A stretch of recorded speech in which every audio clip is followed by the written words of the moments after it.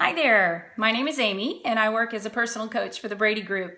I wanted to share a question with you that came up today as I was Skyping with one of the practices that I work with and meet with them weekly. They had a patient who they had diagnosed a root canal on, and the patient said, well, can't you just pull the tooth? And I think we've all kind of been in that situation. And it's not necessarily about, philosophy or clinically or root canals good or bad or whatever. I think this could happen, if a patient wants to know why you can't just replace a filling with another filling instead of doing a more permanent restoration. Regardless, anytime the patient is choosing to downgrade the treatment, a couple of things have happened, okay? We have probably stolen ownership from the patient. And what I mean by that is we probably didn't do a very good job in the beginning of setting a foundation that's built upon their goals, their motivation, why they even go to the dentist, and what's important to them. And so we want to backtrack a little bit. And I think when a patient asks a question like that, you can respond by saying, absolutely. You can take whatever route you want. You're in charge, you're driving the bus here.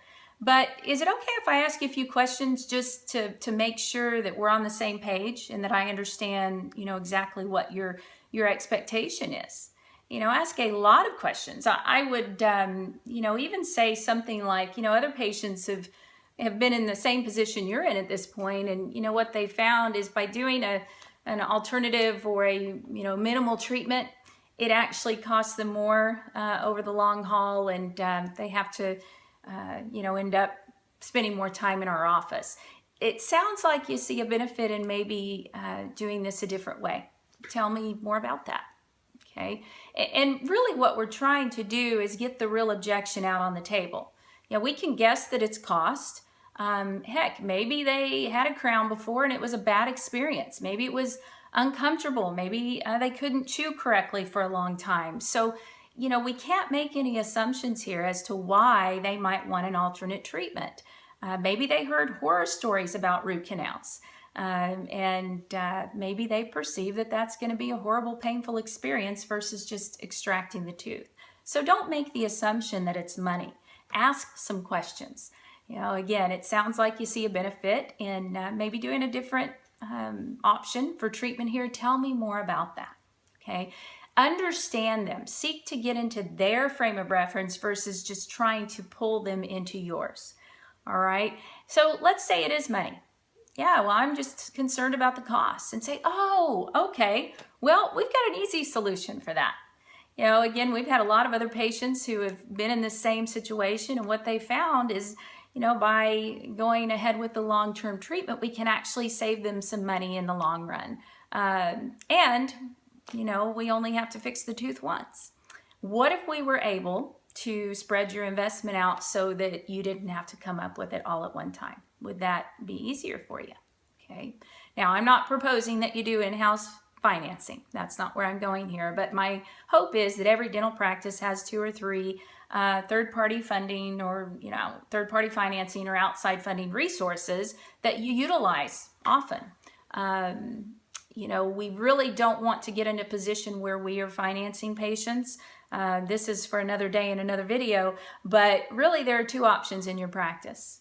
Okay, the practices that we work with, many of them don't carry accounts receivable. Many of them have a negative accounts receivable because patients either pay them ahead of time before their dentistry is done, or they have arrangements already worked out through a third-party financing source. And so make sure that you've got that in place. Again, we'll cover that in another video coming up soon. So again, getting back to this, if you offer them that option, and they seem somewhat receptive, you've overcome the objection. But I think also to understand, help me understand, what do you want your teeth to be like long term? What's going to be most important to you? Okay? You'll find that most patients will respond by saying, well, I want to keep them, or I want them to function well. I don't want pain. I want to be able to chew.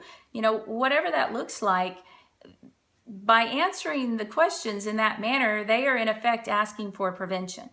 And so what they're asking for and what you're establishing in terms of their value system and what their expectations are for their teeth don't jive or match up with what they're asking you to do, which is give them a lesser alternative for treatment or pull a tooth versus saving it if possible.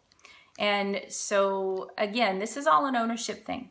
If we allow the patient to have ownership by asking open-ended questions so that we understand where they're coming from, then they can connect the dots from their motivation directly to our solution, rather than saying, here's what I see and here's what I think you need. Then the patient puts the brakes on, goes into defensive mode and says things like, but it doesn't hurt, or what will my insurance cover? So I can promise you, if you start out on the right foot, you're not going to have nearly as many of these questions like, can you just pull it, or can you just replace that filling with another filling? So I hope that helps you a little bit. If you'd like to hear more, or if this is something that you struggle with regularly and you'd like some help for you and your team, I'd love to visit with you.